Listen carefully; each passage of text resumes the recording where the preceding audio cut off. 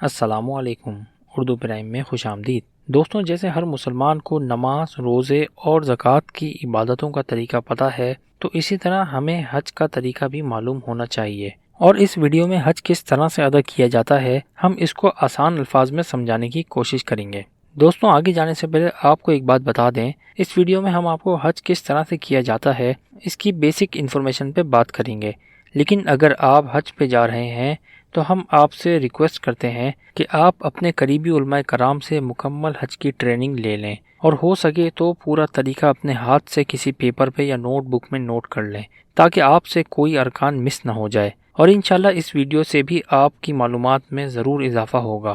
دوستو، جس طرح سے نماز میں قیام، رکوع، سجدہ، تشہد اور سلام ہے، اسی طرح سے حج کو بھی کرنے کا ایک طریقہ ہے۔ کیونکہ ہر مسلمان کو حج کیسے ہوتا ہے اس کی کم سے کم بیسک معلومات ضرور ہونی چاہیے۔ سب سے پہلے ہمیں یہ جاننا ضروری ہے کہ حج کی 3 اقسام ہیں۔ پہلی حج تمتع، دوسری حج قران اور تیسری حج افراد۔ تینوں کا طریقہ تقریباً سیم ہے، بس تھوڑا بہت فرق ہے۔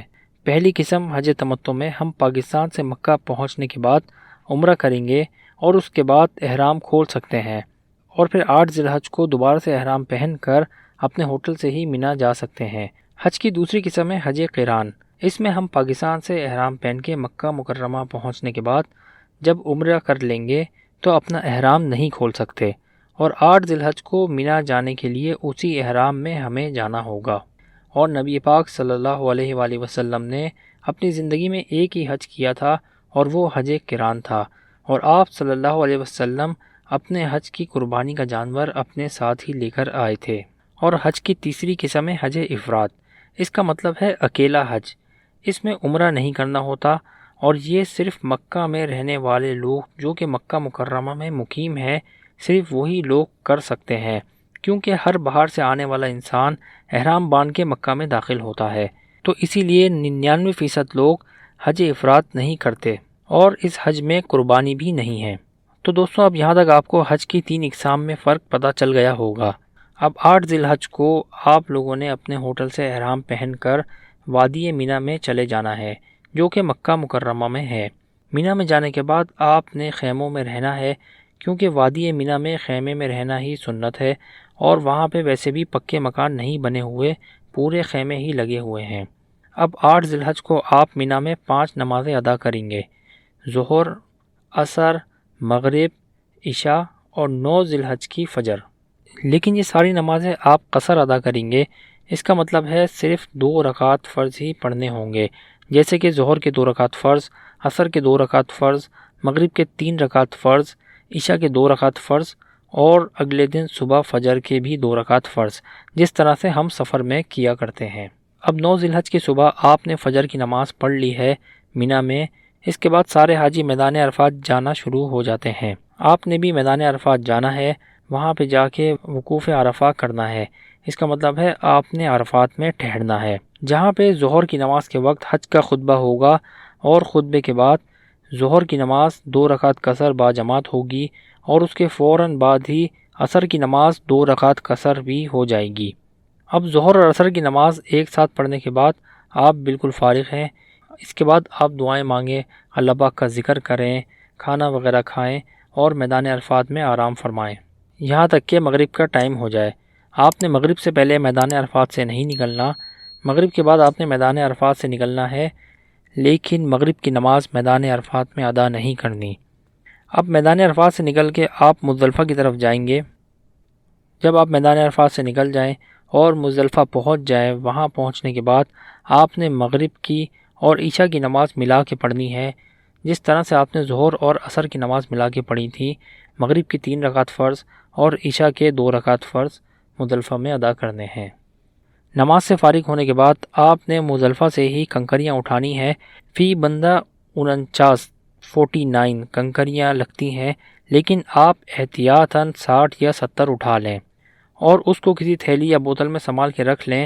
اس کا کہاں اور کیسے استعمال کرنا ہے ویڈیو میں آگے چل کے آپ کو بتائیں گے۔ اب آپ نے نماز بھی پڑھ لی اور کنکریاں بھی اٹھا لی۔ اب آپ رات کا کھانا وغیرہ کھائیں اور رات مزدلفہ میں ہی آرام فرمائیں، یہاں تک کہ فجر کا ٹائم ہو جائے۔ اور پھر جب صبح فجر کا وقت ہو جائے، جو کہ 10 ذی الحج عید کا دن ہوگا، اس دن آپ نے فجر کی نماز مزدلفہ میں پڑھنی ہے، اور نماز پڑھنے کے بعد مینا میں جمرات پہ آپ نے جانا ہے۔ جمرات جس کو ہم اپنی زبان میں شیطان کو کنکری مارنے والی جگہ کہتے ہیں۔ تو پہلے دن آپ نے 10 ذی الحج یعنی عید والے دن صرف بڑے شیطان کو 7 کنکریاں مارنی ہیں۔ وہاں پہ 3 الگ الگ دیواریں ہیں جس پہ لکھا ہوا ہے چھوٹا جمرات، درمیانہ جمرات اور بڑا جمرات۔ تو آپ نے پہلے دن صرف جمرات کبریٰ یعنی بڑے شیطان کو 7 کنکریاں مارنی ہیں۔ اس کے بعد آپ نے اپنے آپ کو گنجا کروانا ہے، اور پھر گنجا ہونے کے بعد جب آپ کی قربانی ہو جائے تو آپ احرام کھول سکتے ہیں اور اپنے گھر کے کپڑے پہن سکتے ہیں۔ لیکن آپ نے لازمی انتظار کرنا ہے، جب تک آپ کا جانور ذبح نہ ہو جائے تب تک آپ احرام نہیں کھول سکتے۔ جب آپ کو یقین ہو جائے کہ آپ کا جانور ذبح ہو گیا ہے اس کے بعد ہی آپ نے احرام اتارنا ہے۔ لیکن حج افراد والے صرف گنجا ہونے کے بعد ہی اپنا احرام کھول سکتے ہیں، کیونکہ ان کے حج میں قربانی نہیں ہے۔ اب احرام اتارنے کے بعد آپ نے مسجد الحرام آنا ہے، وہاں آ کے طواف کرنا ہے اور صفا مروہ کی سعی کرنی ہے۔ یہ کام کرنے کے بعد آپ واپس مینا میں اپنے خیمے میں چلے جائیں گے، اور پھر آپ وہاں پہ 11 ذی الحج اور 12 ذی الحج کی راتیں وہیں گزاریں گے۔ پھر 11 ذی الحج کی صبح ظہر کی نماز کے بعد آپ نے جمرات پہ دوبارہ سے جانا ہے، اور آج کے دن یعنی 11 ذی الحج کو آپ نے پہلے 7 کنکریاں چھوٹے شیطان کو مارنی ہیں، پھر 7 کنکریاں درمیانے شیطان کو مارنی ہیں، اور پھر اسی طرح سے 7 کنکریاں بڑے شیطان کو مارنی ہیں، اور کنکریاں مارنے کے بعد آپ واپس اپنے خیمے میں آ جائیں گے۔ اور اسی طرح سے پھر 12 تاریخ کی رات آپ اپنے خیمے میں گزاریں گے، اور 12 تاریخ کی صبح ظہر کی نماز کے بعد دوبارہ سے آپ جمرات پہ جائیں گے، اور آپ نے اسی طریقے سے 7 کنکریاں چھوٹے شیطان کو مارنی ہیں، 7 کنکریاں درمیانے شیطان کو مارنی ہیں، اور 7 کنکریاں بڑے شیطان کو مارنی ہیں۔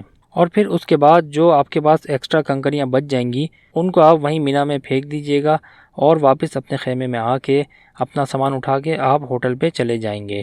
تو اس طرح سے آپ کا حج مکمل ہو جائے گا۔ اور دوستوں، ہم اللہ پاک سے دعا کرتے ہیں کہ اللہ پاک ہم سب کو حج کی سعادت نصیب فرمائے۔ اور میرا مشورہ ان بھائیوں سے ہے جو حج پہ جا رہے ہیں، وہ لازمی اپنے قریبی علماء کرام سے حج کی پوری ٹریننگ لے لیں، اور ہو سکے تو اپنے ہاتھ سے کسی پیپر پہ یا نوٹ بک پہ نوٹ کر لیں، تاکہ حج کا کوئی بھی رکن ان سے مس نہ ہو جائے۔ تو دوستوں، آسان الفاظ میں حج کس طرح سے ادا کیا جاتا ہے آپ کو سمجھانے کی کوشش کی گئی ہے۔ تو آخر میں ہمیں اپنی دعاؤں میں ضرور یاد رکھیے گا، اور اگر ویڈیو اچھی لگی تو چینل کو بھی سبسکرائب کر دیجیے گا۔ تب تک کے لیے اللہ حافظ۔